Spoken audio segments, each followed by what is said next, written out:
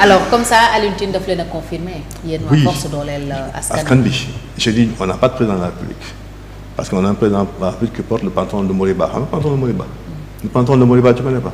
Moriba c'était un gars boo xam ne dafa xëy suba am xaalis ni dafay jënd pantalon mais pantalon mi jënd daf ko ëpp boo xam ne daf koy diriger tout comme ça je dis que donc le faut du président de la République on a l'impression que ça dépasse un peu les capacités du président Diomaye parce que à part présider donc des conseils des ministres signer des décrets de nomination waaye je lan la fi def lan la fi def lan la fi def nañ ko wax on n'a qu'à dire le président a fait ceci le premier ministre ne travaille pas aussi parce que le premier ministre en lui moo sol mbubbu président de la République mooy recevoir ambassadeur yi mooy joxe directive yi mooy joxe orientation yi mais coordonner action gouvernement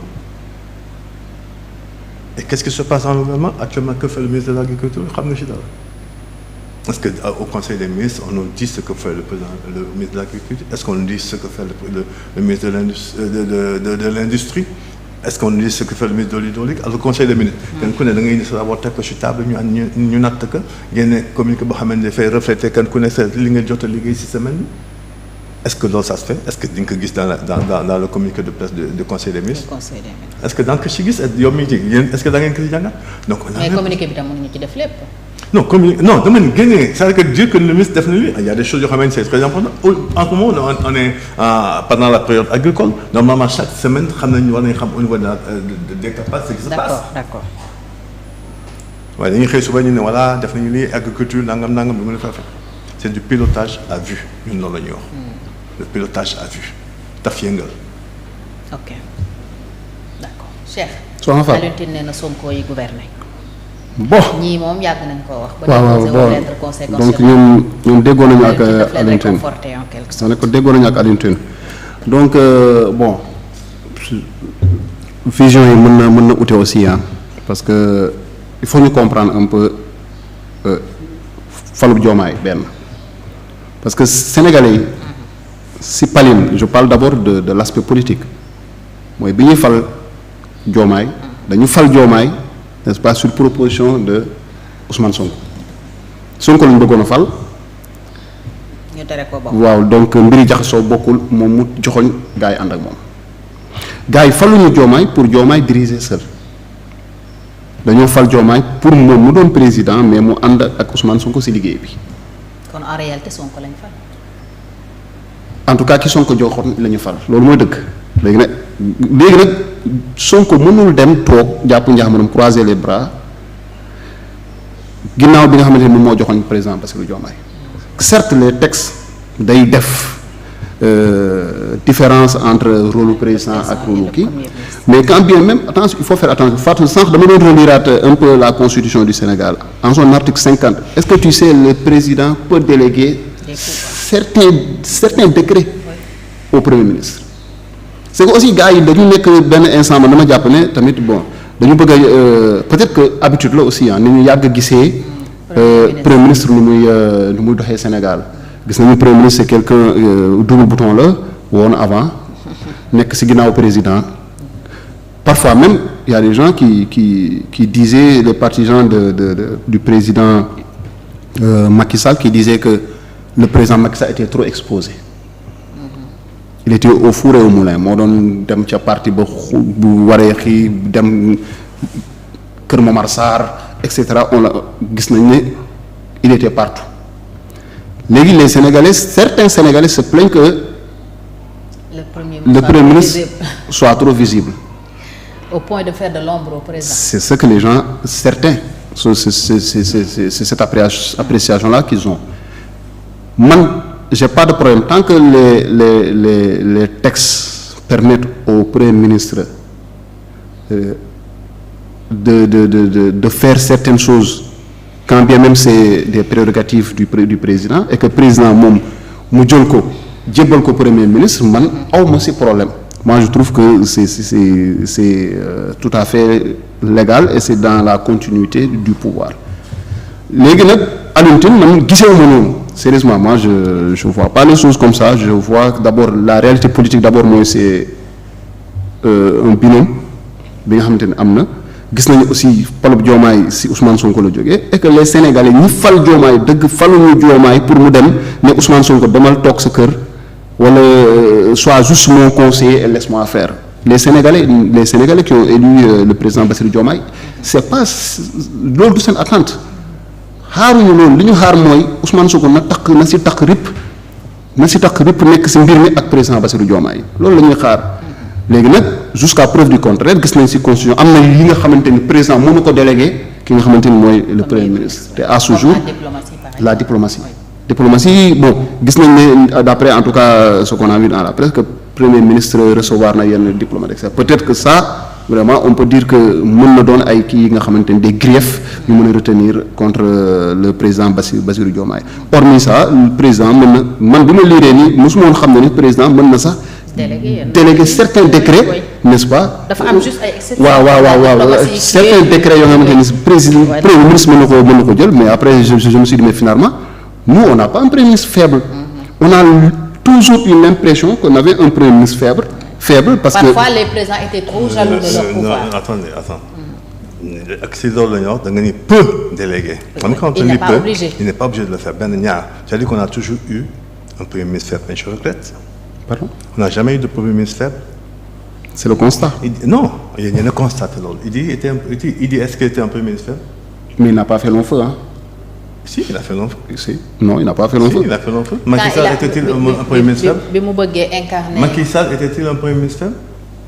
Mais tous les chantiers de Wade, Macky Sall n'ont réalisé.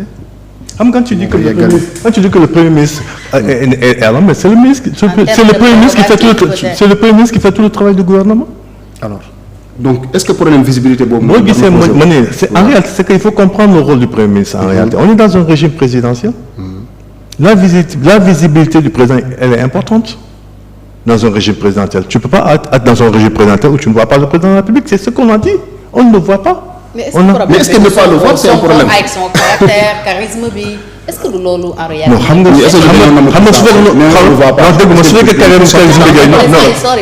le problème c'est que est-ce qu'il fait son job. Quand Sonko parle et quand quelqu'un d'autre parle aussi, c'est pas la même chose. Non, d'accord, madame, quand il fait son job. On est tout à fait d'accord sur le fait que jobam qu'il soit charismatique, on demande ça qu'il soit charismatique et qu'il fasse son job. Loolu lañ ko laaj. Mais s'il ne fait pas son job et vouloir être charismatique, mais ça c'est un autre problème. Un problème c'est-à-dire que ñun ce qu'on dit, ce qu'on dénonce, c'est qu'il empiète trop sur les prérogatives du président de la République. Loolu la ñu wax. Lan la empiété par exemple. Xam nga bu ñu naan ay ambassadeurs moo leen recevoir, il n'est pas dans le, c'est pas à lui de recevoir des ambassadeurs. Ça j'ai lu ça dans la Constitution, c'est vrai. Bon, du monde. C'est pas la politique de la nation, c'est pas à lui de définir la politique de la nation. Aujourd'hui, si Sonko doit aller à l'AES, mais ça doit être sur la demande du président de la République. Am na wala amul. Voilà quand il parle de la CEDEAO. Quand il parle de la CEDEAO, mais c'est sur l'autorité du président de la République. Est-ce que cette autorité est respectée par Sonko? Il faut parce que on est. Peut-être la déclaration qu'il avait faite si affaire aux tirailleurs. Parce que le président de la République, pourquoi à la plupart du temps on ne le voit pas, par exemple, dans l'exercice du pouvoir, par exemple dans le rôle du gouvernement, c'est parce que sur le plan international aussi, il a une image à défendre. Quelle est l'image que Diomaye défend sur le plan international? Je ne sais pas, je crois que vous êtes au courant du fiasco qu'il y a eu à l'Arabie Saoudite lorsque le directeur de cabinet du président est allé là-bas. Après contrat bi ñu. Est-ce que c'était lui qui devait y aller? Est-ce que c'était lui qui devait y aller? Est-ce que c'était pas le président si boppam moo waroon dem togg ak gars yi? Xam nga gouverner, je l'ai dit tout à l'heure, c'est un art basé sur une science. La science politique, la politique est une science. Science nag mënoo tëb rek mu ñëw da nga koy jàng.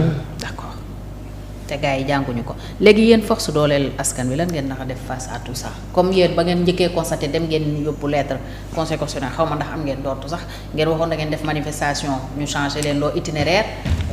Depuis boobu déggaatuñ leen. Maintenant est-ce que comme situation bi jàpp ngeen ne dafay yokk. yéen lan ngeen naka def da ngeen naka. D'abord comme ni nga ko waxee effectivement déposé woon nañu lettre devant le conseil constitutionnel pour constater la vacance du pouvoir. Si, ils ont dit qu'ils ont débouté. Ils ont débouté donc. La deuxième manifestation qu'on avait demandé pour organiser ça une marche pacifique, mais pour sensibiliser le peuple, notamment sur les dérives contre effectivement donc la presse, mais aussi sur la question de l'immigration clandestine. On devait quitter Bassindao pour aller au poste de Médine. Ben, la veille, on a fait tout le circuit. La veille, on a été entendu au niveau du commissariat du 4e arrondissement. Mais c'est le jour, à 17h, qu'on nous a dit que ce n'est pas possible, qu'il faut changer d'itinéraire ou bien changer l'heure. On leur a dit donc, nous, on prend acte, mais nous, on ne peut pas changer d'itinéraire à ce moment-là, parce que si on a pris des dispositions pour pouvoir organiser ça à cette heure-là, c'est parce qu'on n'était pas pour cette heure-là. Il faudra changer tout ça, donc ça, nous sort là où nous. Et c'est là où on a décrit l'article 80 de la Constitution, parce que nous faisons qu'on l'a dans le xeex. Li may yokk ci par rapport ñun à force de askan bi c'est ñun on se réjouit si Alioune Tine retrouve que ni aujourd'hui par exemple une donne raison par rapport au rôle du président de la République, mais ça prouve que ñun on était sur la bonne voie. Beneen bi tout à l'heure je disais force de askan bi li ko tax a juddu c'est après une analyse de la situation. On avait une situation inédite qui s'est passée au Sénégal. L'opposition est toujours arrivée au pouvoir après un deuxième tour. Mais cette fois-ci, ce n'était pas le cas. C'est au premier tour que l'opposition a passé. Donc ça a démobilisé tout le monde. Ça a démobilisé tout le monde.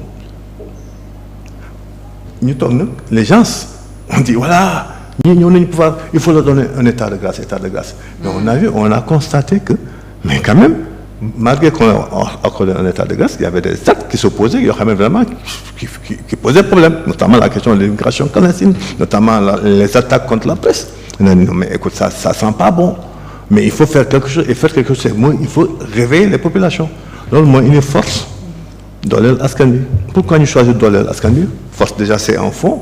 Parce que nous, le constat qu'on a fait, on a dit que la République était à terre, et effectivement, la République est à terre, parce que les institutions étaient complètement à terre. Parce qu'on a vu ce qui s'est passé avant les élections, notamment avec le renvoi donc, du calendrier électoral, tout ce qui s'est passé avec la Constitution, ainsi de suite.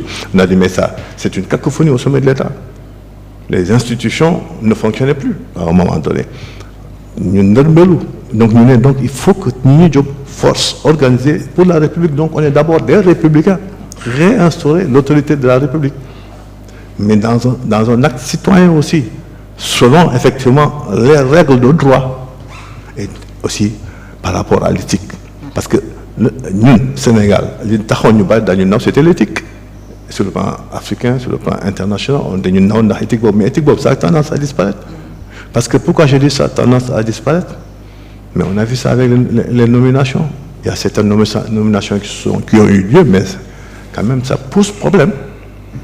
Si quelqu'un qui dit que nous, on est on a vu des gens qui ont été nommés, mais qui traînent des ardoises. Qui traînent des ardoises, qui ont fait des actes délictuels, mais il fallait l'ignorer. Donc il est temps que nous.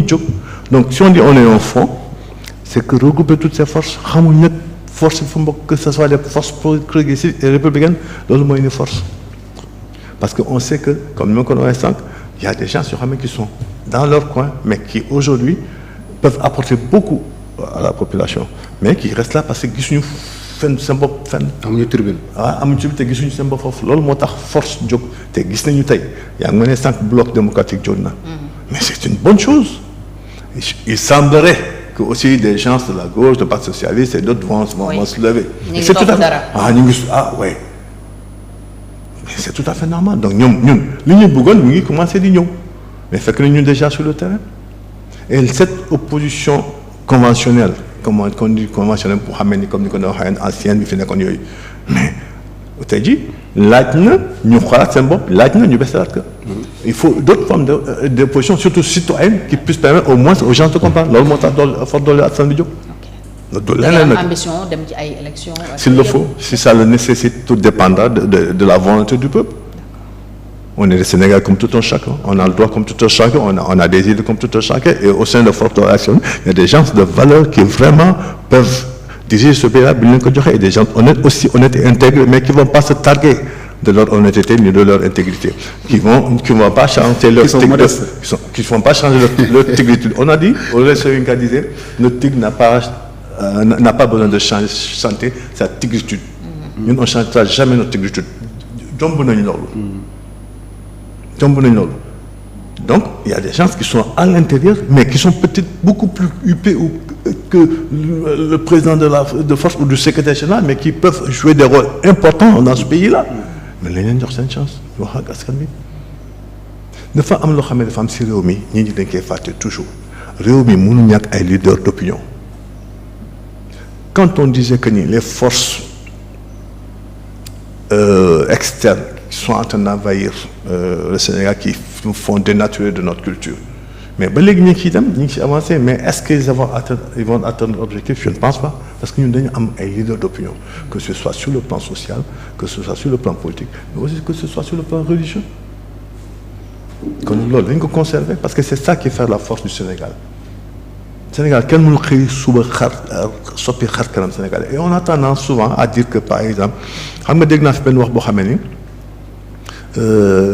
au début ça fait quoi ñu naan topp muy dox, c'était pour en fait décrédibiliser effectivement nos leaders religieux, mais ceux qui disent ça, ils oublient que. Mais attention, est-ce que c'est ça qu'ils ont dit? Ah non, en fait c'est ça analyse là quoi, peut-être. Non, je pense que loolu tax ñu wax ko topp muy dox, c'est-à-dire que toog ñu bon, mais on a eu tendance à décrédibiliser nos chefs religieux à un moment donné.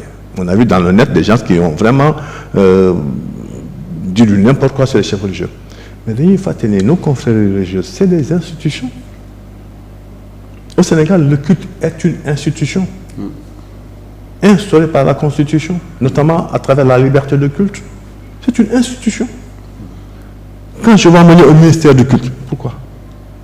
Le problème est déjà réglé. On a une institution, le culte est une institution. Chacun est libre de croire et de faire ce qu'il veut. Soit les gens bokk tarixa, soit les gens bañ bokk tarixa, soit les gens gëm, soit les gens bañ gëm, mais soit sénégalais. Mais bu teg yoon. Tout simplement. Te loolu bon diine ñoo la gën xam. De tout bord nag. Des confrères yu waat ñoo la gën xam ni fii institution te ñu ngi koy doxal. Lu tax Sénégal dans la stabilité boobu, parce que bu ñàngee sur le plan politique ou sur le plan social ou autre chose, ñooñu bu ñu toogee wax delloo si xel yi. C'était ça qui faisait notre fierté et c'était ça qui faisait notre particularité. Mais aujourd'hui, on a tendance à faire disparaître cela, et c'est là où il y a le danger. Je suis désolé. Donc en résumé daal combat bi yéen a ngi ci te da ngeen koy mener. Oui. D'accord. Oui. Bon, c'est en réaction. C'est louable, hein, parce que déjà bu dee Sénégal lañ jiital rek dañuy saluer loolu.